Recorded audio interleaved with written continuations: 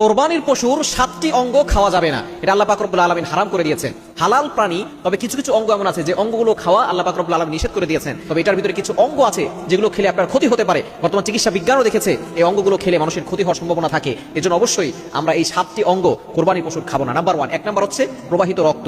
যেই রক্তটা পশু জবাই করার পর বের হয়, রক্ত কিন্তু এটা নাপাক এবং রক্তের ভিতরে অনেক জীবাণু থাকে, অনেক ভাইরাস থাকে।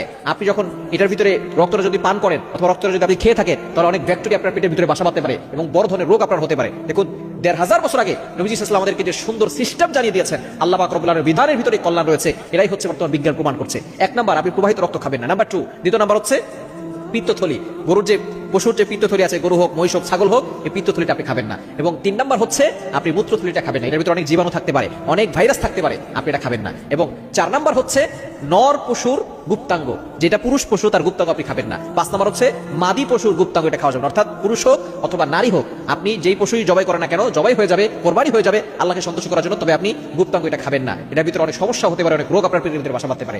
এবং 6 নাম্বার হচ্ছে অন্ডকোষ খাওয়া যাবে না। এবং 7 নাম্বার হচ্ছে জমাট বাঁধা যে মাংস গ্রন্থি আছে, এটা আপনি খাবেন না। এই 7টি অঙ্গ থেকে দূরে সরে আসবেন এবং হালাল প্রাণীর ওই 7টি অঙ্গ খাবেন না। আপনি যেটা কল্যাণকর সেটাই খাবেন, দেখবেন আপনি সুস্থ থাকতে পারেন।